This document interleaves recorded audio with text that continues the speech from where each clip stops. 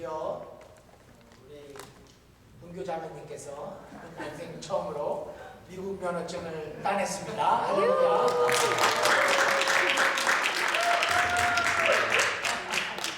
네, 박수천도 하려고 제가 원고를 썼는데 이미 해주셨어요.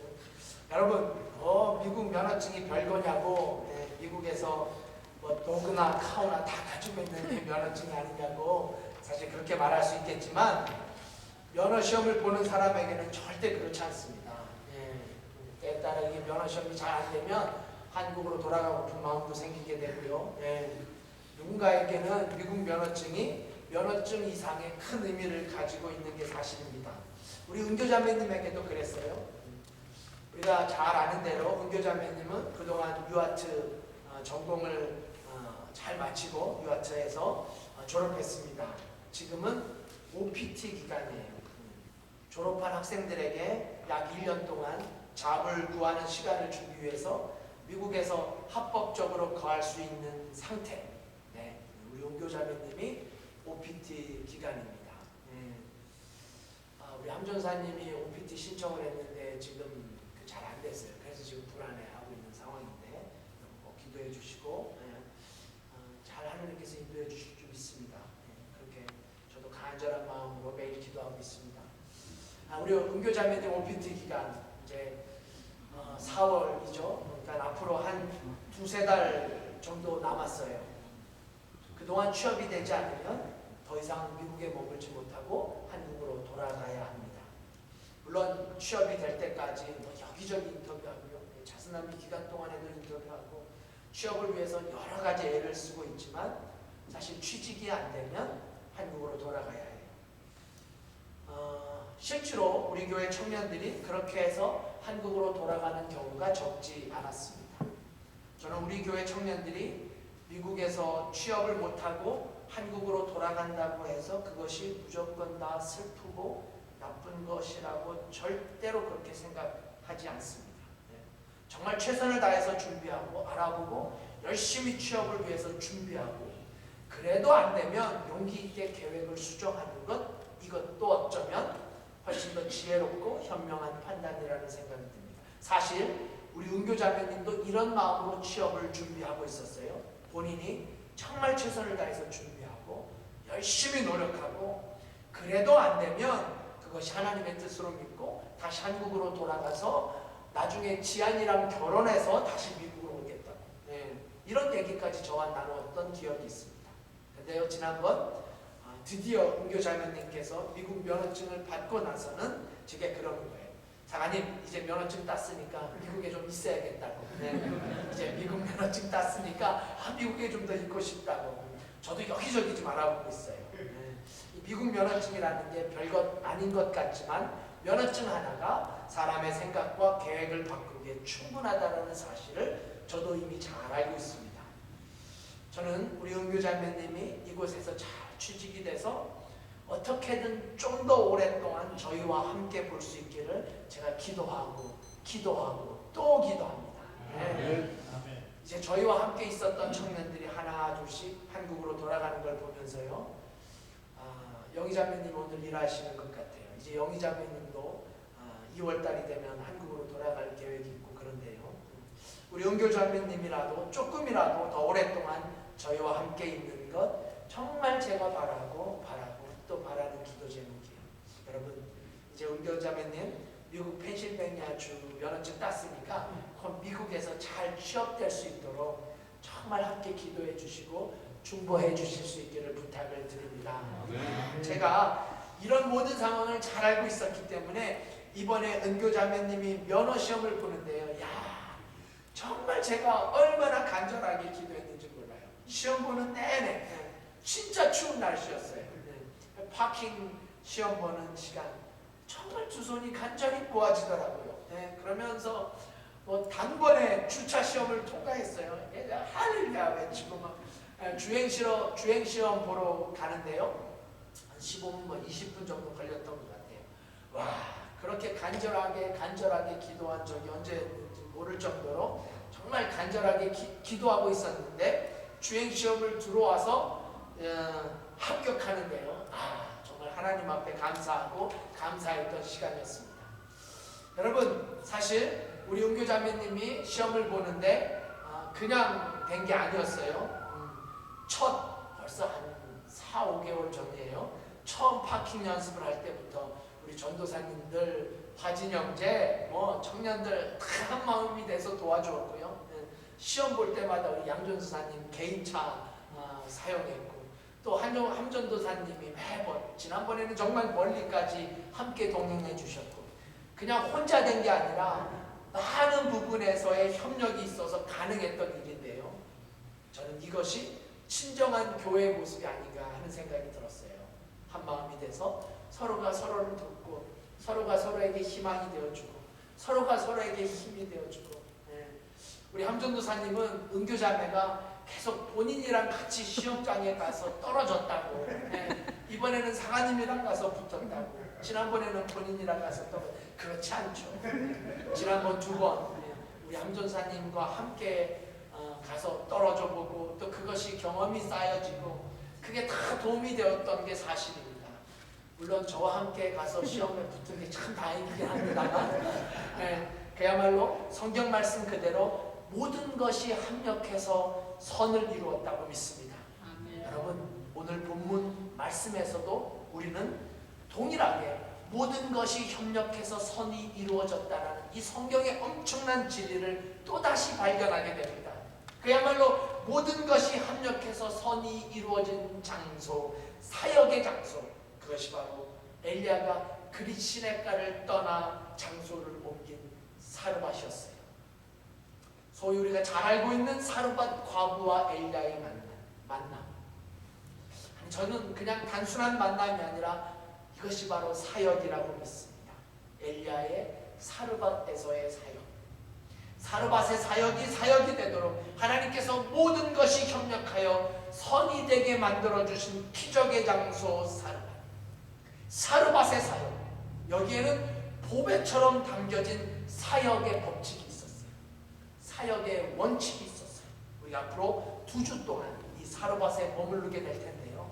2주 동안 진정으로 우리 믿음의 성도들이 배우는, 아니 정말 배워야 하는 사역의 원칙을 배울 수 있기를 소망해 봅니다. 자, 그렇다면 본문으로 들어가서 사르밧에서의 사역의 원칙 첫 번째, 사르밧 사역의 현장이 우리에게 가르치고자 하는 성경적 교훈, 신앙적 레슨은 무엇일까요? 첫째로, 진정한 사역에는 언제나 예의 바름이 존재한다는 사실을 우리는 오늘 본문을 통해서 반드시 깨달아야 돼요. 진정한 사역의 현장에는 언제나 예의 바름이 존재합니다.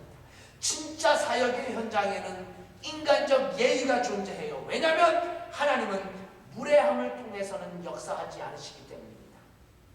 자, 오늘 본문 스토리는 이렇습니다. 그릿 시내가에 있던 엘리야가 어느 날 하나님의 말씀을 받고 사르밧이라는 장소로 옮기게 됩니다. 그리고 거기서 엘리야는 극도로 가난했던 한 과부의 집을 방문하게 돼요. 자, 여러분, 여기서 잠시 우리가 기억해야 할 아주 중요한 메시지가 있어요. 잘 들어주세요. 우리는 때때로 그릿 시내가에 있다가 다른 장소로 옮겨갈 때면 우리 마음 깊은 곳에서는 이런 생각이 자리 잡게 돼요. 하나님께서 나를 그릿 시내가에서 숨어 지내고 힘들게 지내게 하셨으니까 이제는 좀 더 좋은 곳으로, 아니 훨씬 더 좋은 곳으로, 훨씬 더 편한 곳으로 그렇게 하나님께서 인도하실 거라는 지나친 기대에 빠져 있을 때가 있습니다. 내가 그동안 그릿 시내가에서 고생했으니까 이제 하나님께서 그야말로 에덴 동산 같은 곳에서 아무 근심과 걱정 없는 곳으로 인도하실 거라는 환상에 빠지기도 합니다. 자, 이미 우리가 알고 있듯이 그릿 시내가는 엘리야가 숨어 있었던 장소였지요. 그야말로 목숨을 내놓고, 그것도 하루 이틀도 아니고 무려 1년이 넘도록 숨어 지내던 곳이 바로 그릿 시내가였어요. 물도 말라가고 있었습니다. 인간으로서 불안하지 않을 수 없었어요. 불안하죠. 어떻게 해야 할지 앞이 캄캄한 상황이 아니었겠어요. 그런데 그런 상황 속에서 하나님께서 이 숨어 지내던 엘리야를 사르밧으로 떠나시게 하십니다. 그렇다면 우리의 생각으로는 사르밧이 보상의 장소가 되어야 한다고 굳게 믿습니다. 그렇죠. 목숨을 걸고 내가 아범 앞에서 하나님의 사명을 감당했는데, 그리시네가에서 그토록 오랫동안 숨어 지내야 했는데, 이제 사르밧은 보상의 자리가 되어야 마땅하다는 생각, 사르밧은 일종의 보상의 자리가 되어야 한다. 우리는 얼마든지 그렇게 생각할 수 있습니다. 그렇게 기대할 수 있어요. 하지만 사랑하는 성도 여러분, 하나님의 계획과 뜻은 언제나 우리의 기대와는 다를 수 있다는 점을 오늘도 인식할 수 있어야 합니다. 이 사실을 우리가 본문에서 확인합니다. 자, 사르밧이라는 동네, 거기서 엘리야가 만난 사람은 누구였습니까? 10절 우리 한 목소리로 함께 봉독해 볼까요? 10절입니다. 시작. 저가 일어나 사르밧으로 가서 성문에 이를 때 한 과부가 그곳에서 나뭇가지를 주는지라 이에 불러 가로되 청컨대 그릇에 물을 조금 가져다가 나로 마시게 하라. 네, 사르밧에서 엘리야가 백만장자 과부를 만났던 게 아니었죠. 세상 사람들이 말하는 명짤고 돈 많은 과부를 만난 게 아니었어요. 이 여인이 어떤 사람이었는지 성경은 아주 구체적으로 우리에게 설명해 줍니다. 이 12절이죠. 12절도 계속해서 읽어볼까요? 시작. 저가 가로되 당신의 하나님 여호와의 사실을 가리켜 맹세하노니 나는 떡이 없고 다만 통에 가루 한 줌과 병에 기름 조금뿐이라. 내가 나뭇가지 두엇을 주어다가 나와 내 아들을 위하여 음식을 만들어 먹고 그 후에는 죽으리라. 여러분, 이것이 오늘 우리가 사르밧의 기적의 현장을 방문하면서 잊지 말아야 할 중요한 교훈 중에 하나예요. 그리돼서 이 사르밧은 엘리야에게 그동안 수고에 대한 보상의 대가나 장소가 아니었음을 우리는 잊지 말아야 합니다. 저 같았으면 했을 것 같아. 아니, 하나님도 무심하시지. 그리시네가에서 내가 어떻게 지냈는지 잘 아시면서, 에덴 동산은 아니더라도 파라다이스까지는 아니더라도 사르밧의 과부라고요. 그것도 그야말로 홈리스 같은 여인을 만나게 하다니, 하나님 어떻게 저에게 이럴 수 있습니까? 그런데 여러분 잘 보세요. 우리는 성경 어느 곳에도 그의 불만의 소리, 그의 컴플레인을 찾아볼 수가 없어요. 이게 정말 엘리야가 진정한 사역자로 불릴 수밖에 없는 너무 중요한 장면이고 모습이에요. 단 한마디도 우리는 엘리야의 불평을 들을 수 없었습니다. 그리시네가에서도 지금 사르밧에서도 말이죠. 아니, 오히려 엘리야는 그 사르밧에서 하나님의 기적을 연출하는 기적의 도구로 사용되어집니다. 네, 사르밧에서도 그의 사역은 계속되어집니다. 자, 그런데요, 우리가 이 기적의 현장에서 오해하기 쉬운 장면이 등장해요. 사르밧 과부는 그야말로 하루 살아 하루를 간신히 연명해 왔던, 우리식으로 말하면 생활 보호 대상자였다고 할 수 있어요. 그런데요, 이런 여인에게 엘리야가 어떻게 다가가고 어떻게 말했는지를 주목해 볼 필요가 있어요. 왜냐하면 여러 성경학자들의 말처럼 이 부분에서 한국말 성경은 충분히 우리가 오해할 수 있는 여지를 남기기 때문이에요. 제가 지금 무슨 말씀을 드리려고 하냐면요, 오늘 본문의 뉘앙스를 살펴보면 엘리야가 사르밧 과부에게 부탁하는 장면을 보시면 이렇게 기록되어 있어요. 10절 후반부에 우리가 읽었죠? 나로 마시게 하라. 11절 후반부에도 내게로 가져오라. 11절 우리 한번 확인해 볼까요? 11절 자, 함께 합니다. 시작. 저가 가지러 갈 때에 엘리야가 저를 불러 가로되 청컨대 내 손에 떡 한 조각을 내게로 가져오라. 네, 언뜻 보기에 엘리야는 과부에게 명령하는 것처럼 보여집니다. 그렇죠.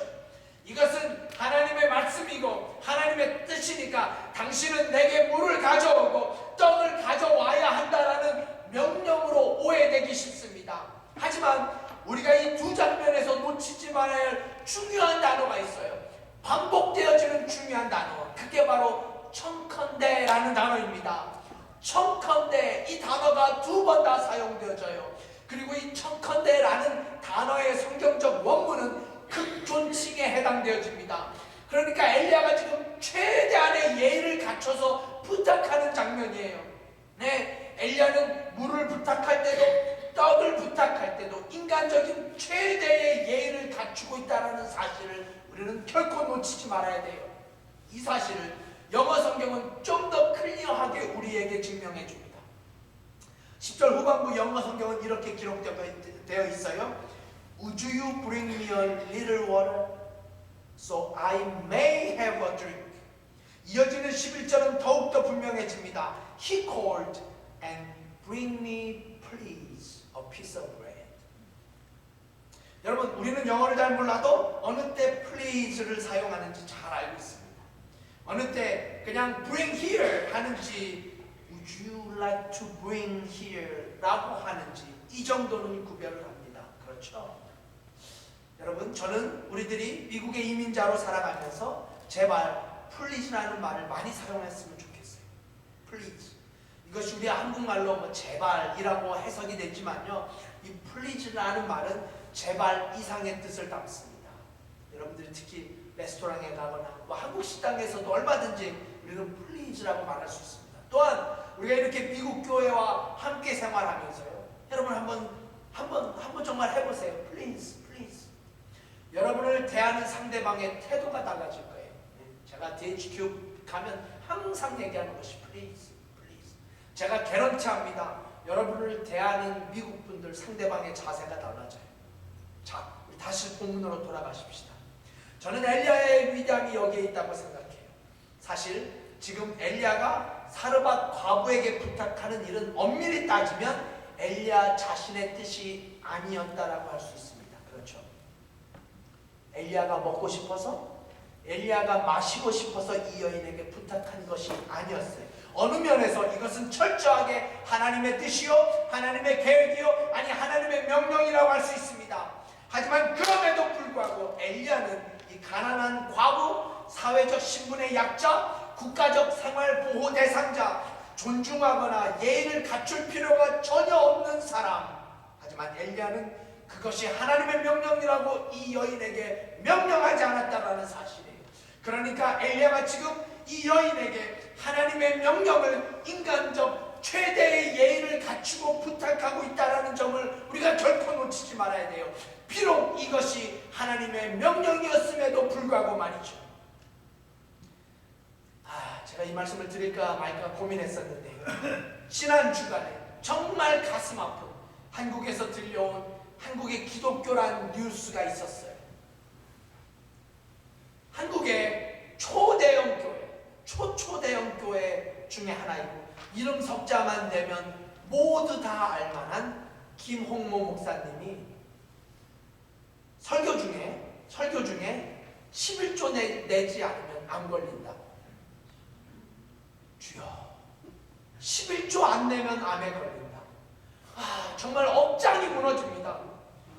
아무리 11조가 중요해도, 아무리 헌금이 필요해도 이렇게 무례할 수 있단 말입니까? 아니, 아무리 큰 교회 목사라고 이렇게 막 해도 되는 건가요? 11조 안 내면 교인들 안 걸린다고. 정말 무례해도 너무 무례한 거 아니에요? 제가 흥분하면 안 되는데 감정을 억제하고. 네. 다시 엘리야를 생각해 봅시다. 여러분, 엘리야의 첫 사역 기억하시는지요? 엘리야가 첫 사역, 그토록 무자비하고 악한 아합 앞에서 하나님의 메시지를 선포할 때 그가 예의를 갖추었던가요? 그렇지 않습니다. 전혀 그렇지 않았어요. 엘리야는 아합 앞에서 하나님의 심판의 명령을 그대로 전달합니다. 아합 왕이시여, 수년 동안 피가 없겠사오니 동촉하여 주시옵소서 전하, 그러지 않았어요. 그야말로 심판의 메시지를 정확하고 확실하게 선포했어요. 그래서 아합이 정말 화가 났던 거예요. 하지만 지금 이 순간 사르밧에 서 있는 엘리야는 지극히 연약해 보이는 여인을 향해서 최선의 예의로 다가가고 있다는 사실. 여러분, 이것이 그리스도인의 모습이어야 하지 않겠습니까? 이것이 정령 신앙인의 모습이어야 하지 않던가요? 세상 사람들은 아방 앞에서는 최대의 예의를 갖추고 싫던 좋던 그것이 그것이 옳던 그르던 상관없이 우아하게 다가갑니다. 우아하게 뭐예요? 아시는 분 있죠? 우라지게 아부하는 거. 우아하게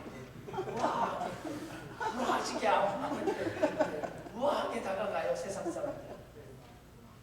그러고는 하찮아 보이는 사람에게, 약해 보이는 사람에게, 없어 보이는 사람에게, 나에게 도움이 되지 않는 사람에게는 그야말로 무례하기 그지없는 모습을 보게 됩니다. 아니, 저는 이런 생활의 방식을 왈가왈부하고 싶지 않습니다. 왜냐하면 이건 세상 사람들이 살아가는 방식이기 때문이에요.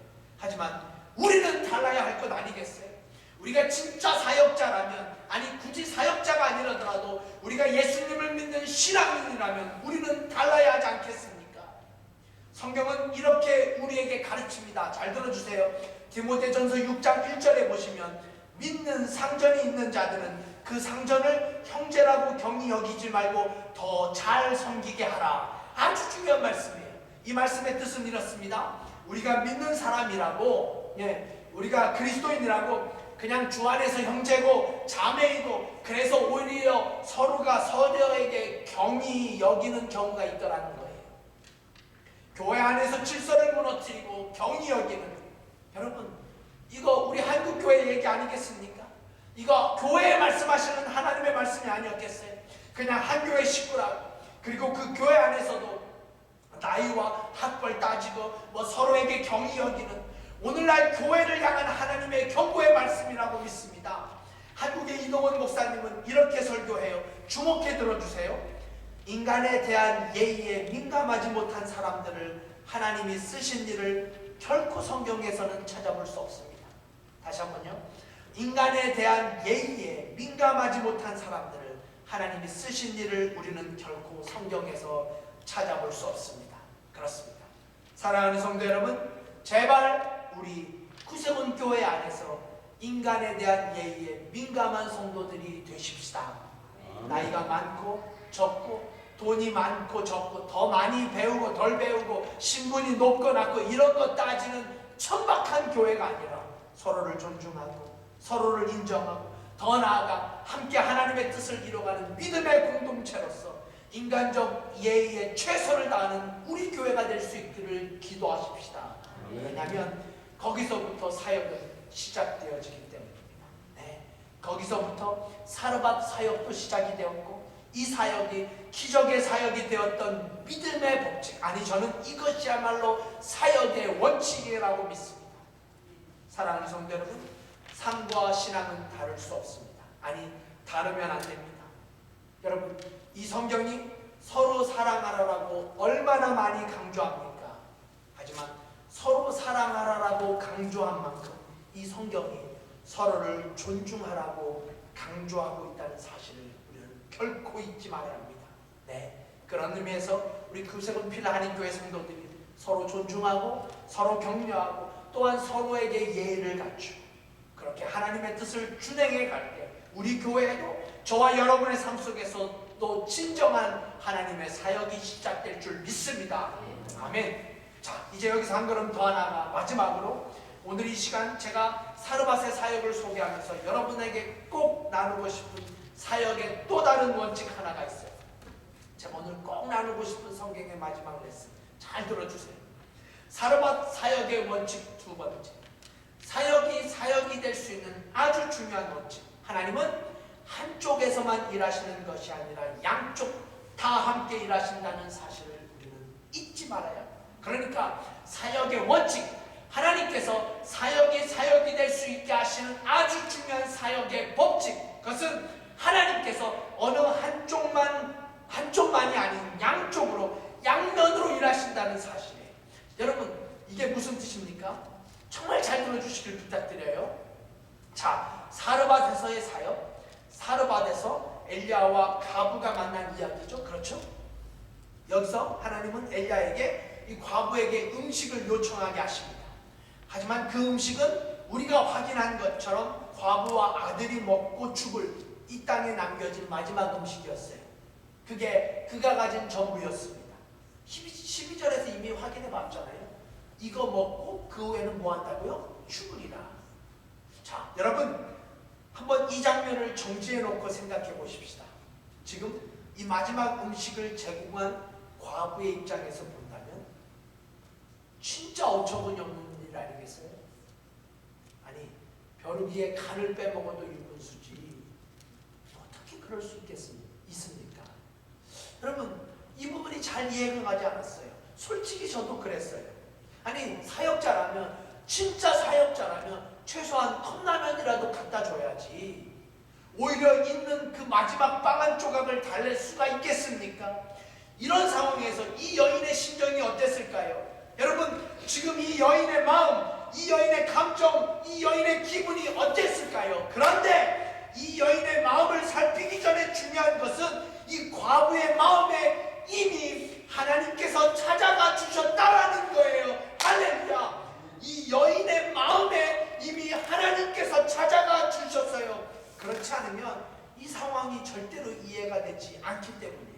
그러니까 이미 하나님께서 이 과부의 마음에 찾아가 주셔서 엘리야에게 그 남겨진 음식을 대접하도록 그렇게 엘리야뿐 아니라 이미 과부에게도 찾아가 주셨다라는 사실, 즉 하나님께서 사역자인 엘리야 편에서만 일하신 게 아니라 엘리야를 만난 이 여인의 편에서도 함께 일하셨다.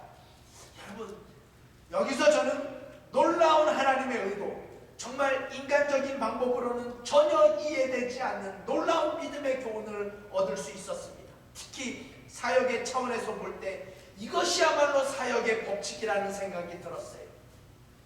자, 우리는 많은 경우 하나님의 일을 이루기 위해서, 우리의 사역을 위해서, 쉽게 말해서 하나님께 영광을 돌리기 위해서 어느 한쪽의 기도에만 매달리는 경우가 있어요. 그래서 그 한쪽에만 치우쳐서 기도를 하고 그 한쪽에만 치우쳐서 기대를 합니다.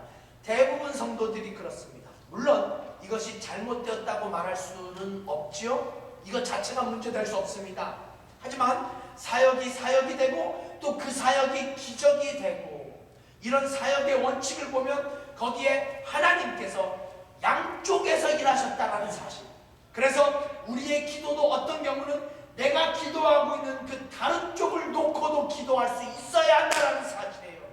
여러분, 제가 설교 서두에서 우리 은교자매님의 면허증 취득에 대해서 말씀을 드렸죠. 그런데요, 아주 엄밀히 이번에 은교자매님이 면허증 테스트를 통과할 수 있었던 이유를 살펴보면 은교자매님이 이번에 함전도사님이 아니라 저와 함께 갔기 때문이라고 말하고 싶지만 그건 아니고요. 네. 정말 이번에 우리 은교자매님께서 아주 좋은 시험관을 만났어요. 아주 온순한 시험관을 만났어요. 본인도 그렇게 고백했고 저도 옆에서 봤는데요. 시험이 다 끝났는데 정말 친절하게 이 시험관이 차 안에서 이것저것 계속 설명하는 거예요. 저는 차 바로 밖에 옆에 있었었는데요. 설명이 너무 길어져서 떨어진 줄 알았다니까요. 예. 그만큼 아주 친절하게 설명해주는 시험관을 만났어요. 그러니까 하나님께서 이번에 우리의 간절한 기도를 들으시고 양쪽으로 일하셨다라는 말씀이에요. 그래서 은교자매님이 실수하지 않고 파킹을 단 한 번에 잘했고 또 좋은 시험관을 만났고, 여러분, 그런 차원에서 이번 수요일 교회 재정감사 받는 날, 우리 그날을 기도하는 날로 정하십시다. 교회의 재정감사 받는 날 기도해야 합니다. 6개월에 한 번씩. 정말 그래야 합니다. 교회 재정의 거의 80%를 지원받는 우리 교회가 재정감사 잘 받을 수 있도록 재정감사를 하시는 분들을 위해서도 기도해 주셔야 됩니다. 여러분, 지난 주간 교회 예배를 드리지 못하면서 제가 구세군 사관이 아니고 일반 교회 목사였다면 저도 캔슬하기 어려웠을 거예요. 예배 캔슬하기 어려웠을 거예요. 헌금이 부담돼서도 어려웠을 거예요. 이렇게 귀한 지원을 받는데, 그래서 정말 교회 재정감사, 교단에서 볼 때 우리 구세군 필라 한인교회를 계속적으로 지원할 충분한 가치가 있다고 여겨지도록, 그래서 재정감사가 정말 중요한 우리의 기도 제목이에요. 그리고 이미 광고 때 말씀드린 대로 그날 우리 혜령자매님의 인터뷰를 위해서 꼭 기도해 주십시오. 수요일날이 우리 기도하는 날이에요. 실제로 한국은 목요일 아침이지만 우리는 수요일이잖아요. 수요일. 목요일날 기도하면 이미 늦었어요. 그러니까 수요일날. 여러분, 이 부부가 결혼해서 수많은 시간을 떨어져 지내야 했습니다. 청년회장님과 혜령자매님. 사실 우리의 기도대로라면 혜령자매님이 미국에 왔어도 벌써 왔어야 해요. 벌써 왔어야 돼요. 이제 이번 수요일 한국 시간으로 목요일에 인터뷰를 합니다. 정말 하나님께서 양쪽에서 일하시다. 그래서 우리가 인터뷰하는 혜령자매님 또 남편인 승호 형제님을 위해서도 기도하고 더불어 인터뷰를 하는 대사관 직원을 위해서도 기도해 주십시오. 많은 경우 이민 서류는 케이스 바이 케이스라는 말을 하지요. 정말 케이스 바이 케이스라는 경우가 비일비재합니다. 그러니까 좋은 면접관을 만나서 인터뷰할 수 있고, 그래서 인터뷰 잘 통과돼서 하루빨리 이곳에 와서 부부가 함께 생활할 수 있도록 하나님께서 정말 양쪽에서 일하셔서 모든 것이 합력해서 선이 될 수 있도록 여러분의 간절한 기도 수요일에 부탁을 드립니다. 사랑하는 우세고필라님 교회 성도 여러분, 성경의 역사를 보면 특별히 기적의 현장을 목격할 때면 여기에 하나님께서 양쪽으로 일하셨다라는 사실을, 놀라운 사실을 발견하게 돼요. 때때로 그것은 우리의 생각으로 이해가 가지 않을 수 있습니다. 우리의 방법으로는 납득되지 않을 때가 있어요. 아니 어느 경우 전혀 예상치 못했던 하나님의 때에 하나님의 방법으로 양쪽 모든 곳에서 일하시는 하나님을 우리가 발견하게 됩니다. 여러분, 말씀을 준비하다가 생각해 보니까 정말 이것이야말로 사역이 될 수 있는 가장 중요한 법칙이다라는 생각이 들면서 성경의 여러 장면들이 스쳐 지나갔어요. 여러분, 구약의 야곱 하면 이 야곱의 드라마, 이 야곱의 드라마. 하지만 그 중에 클라이막스라고 하면 그가 형 에서와 만나는 장면을 꼽을 수 있습니다.